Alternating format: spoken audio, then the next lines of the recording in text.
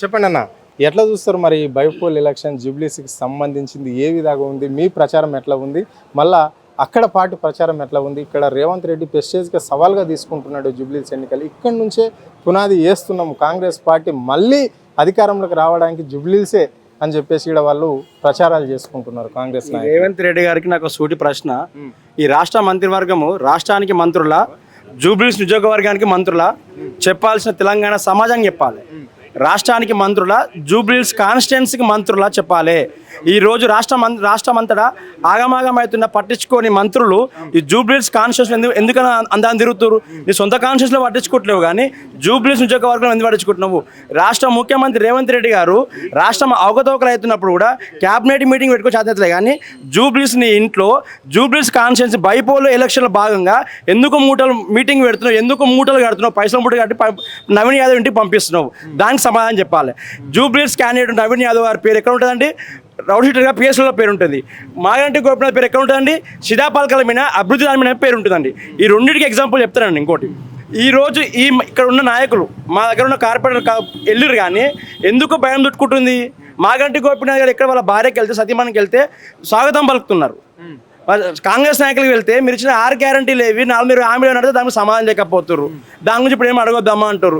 మొన్నటికి మొన్న election code రాకముందుకు 150 కోట్లు 200 కోట్లు పెట్టి ఎందుకు మన వివేక్ మంత్రి గారు, హైదరాబాద్ ఇన్ఛార్జ్ పొన్నం ప్రభాకర్ గారు ఎందుకు పెట్టారు? పక్కన ఉన్న ఖైతాబాద్ కాన్స్టిట్యూన్సీకి ఎందుకు పెట్టలేదు? పక్కన ఉన్న సరత్తార్ ఎందుకు పెట్టలేదు? పక్కన ఉన్న మా మల్కేర్ కాన్స్టిట్యూన్సీకి ఎందుకు నిధి ఇవ్వలేదు? కానీ జూబ్లీస్కి ఎందుకు ఇచ్చినావు మరి అంటే, బై ఎలక్షన్లో భాగంగా అది కొబ్బరికాయ కొట్టి తప్ప అది ప్రాజెక్టులు కూడా పూర్తి కావు. 2 సంవత్సరాల దగ్గరకు వస్తుంది, కానీ ఒక్క ఇందిరాగాంధీ పథకం అని చెప్పారు. ఇందిరాగాంధీ ఎందుకు ఈ జూబ్లీస్ కాన్స్టిట్యూన్సీ ఇవ్వలేదు? మరి కేసీఆర్ గారు ఇచ్చిన 3000 ఇల్లు మాత్రమే ఉన్నాయి. కాబట్టి జూబ్లీస్ కాన్స్టిట్యూన్సీ ప్రజలు చైతన్యవంతులు. పీజేఆర్ కొడుకును ఓడించిన పార్టీ గులాబీ పార్టీ. ఈ కాంగ్రెస్ పార్టీ, ఇందిరాగాంధీ కాంగ్రెస్ పార్టీ ఓడించే కూడా కేసీఆర్ గారి party BRS party.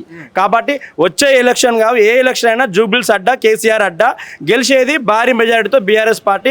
Maganti Gopinath సతీమణి సునీత గోపినాథ్ గారు గెలుస్తారు. అంటే కాంగ్రెస్కి సంబంధించిన క్యాండిడేట్ నవీన్ యాదవ్ అంటున్నాడు, ఇక్కడనే నేను పుట్టి పెరిగినోనే, నాకు ఎన్నో పరిచయాలు ఉన్నాయి, గతంలో కూడా నేను ఎమ్మెల్యేకు పోటీ చేసినాను, కాబట్టి యూత్ అంతా నా ఎంట ఉంది, నాకు అవకాశం ఇచ్చే అవకాశం ఉంది, నేషనల్ పార్టీ ఇచ్చింది, కాబట్టి గెలిచి తీరుతా అని చెప్పేసి కూడా ఆయన అంటున్నాడు. ఎందుకంటే మేము ఎన్నో ట్రస్టులు పెట్టి సేవలు కూడా చేస్తున్నాం ఇక్కడ అని చెప్పేసి కూడా ఆయన ప్రచారం చేస్తున్నాం. తప్పకుండా యువత మొత్తం నీకున్నది. తెలంగాణ రాష్ట్రంలో తెలంగాణ యువతకి ఏం చేసింది? నిరుద్యోగం మొత్తం మోసం చేసింది. తెలంగాణ రాష్ట్రంలో జూబ్లీస్ కాన్స్టిట్యున్సీలో ఓవర్సీస్ స్కాలర్షిప్లు ఉన్నాయి, ఇంజనీరింగ్ విద్యార్థులు ఉన్నారు.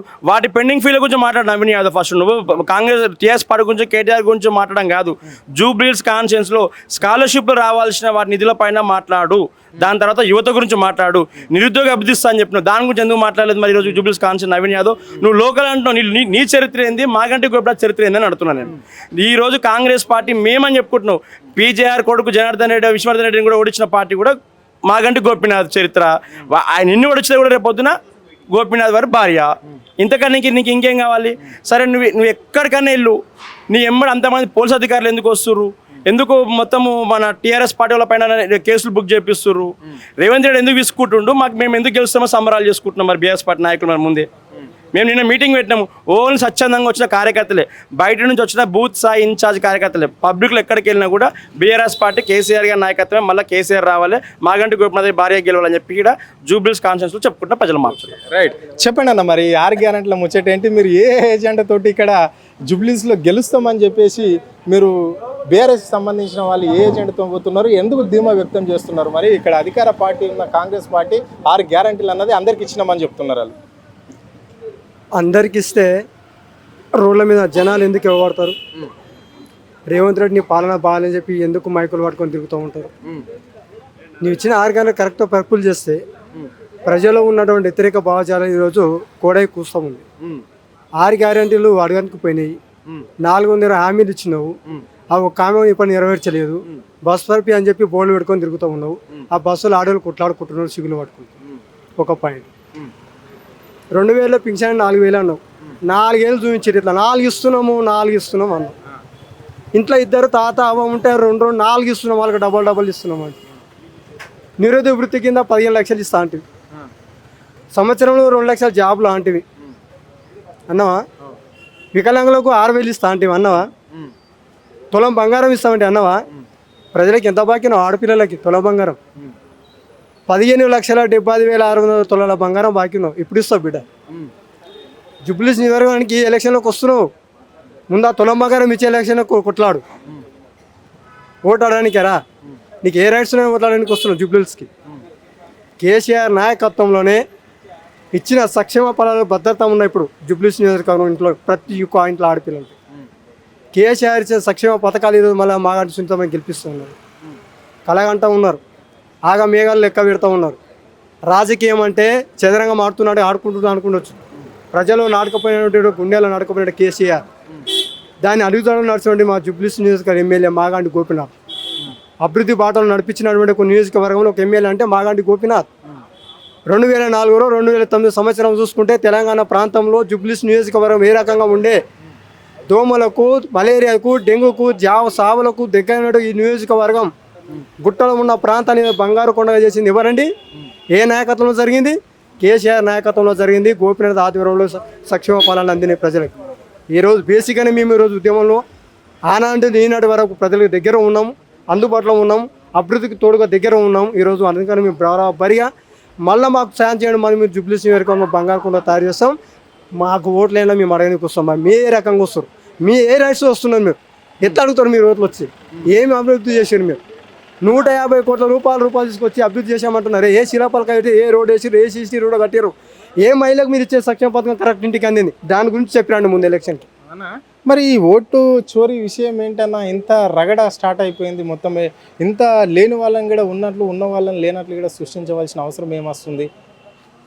ఇది జరుగుతున్నది ముమ్మాటికి సత్యమే. ఓటమి భయం చుట్టుకొని ఏ రకంగా బయట పడాలి, ఏ రకంగా ఇజ్జత్ కాపాడుకోవాలని చెప్పేసి ఎత్తుగతులు వేసుకుంటూ రాజకీయం పప్పం గడుపుకోవాలని చెప్పేసి ఒక పిల్లిని బొమ్మని చేసి గెలుతామని ప్లాన్ చేస్తూ ఉన్నారు. ఇది ప్రజాక్షేత్రం. ప్రజలు ఉన్నటువంటి సంక్షేమ పథకాలు కేసీఆర్వి, అవే గెలిపిస్తాయి. వాళ్ళు ఎన్ని జిమ్ముకులు చేసినా, ఎన్ని నాటకాలైనా, ఎన్ని డ్రామాలైనా, తెల్లదాకా పొదలసాని విందులు తిరిగినా ఓటు వేసే మాత్రం కేసీఆర్కి, మాగంటి సునీతమ్మ గారికి ఇస్తాం.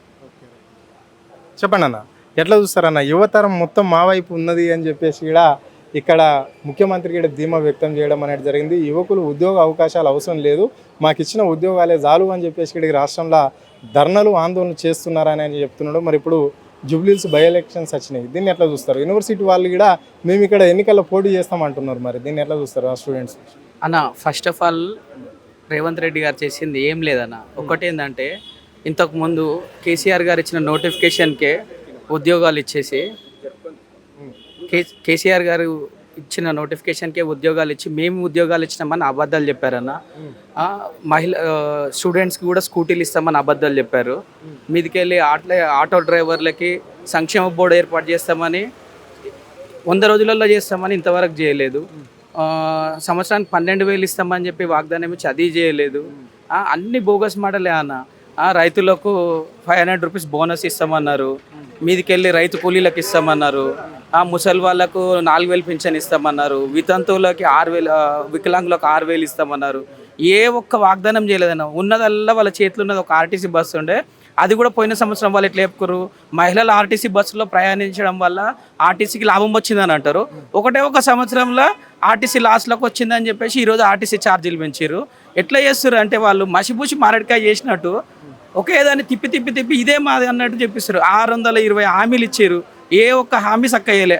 ఆ బస్సులు ఇచ్చినామని చెప్తారు, బస్సులలో మహిళలు కొట్టుకున్నాడు తప్పితే ఒక్క పని లేదు. మొన్న నేను ఆర్టీసీ బస్సులో పోతే మొత్తం కొట్టుకుని తప్పితే ఏం లేదు.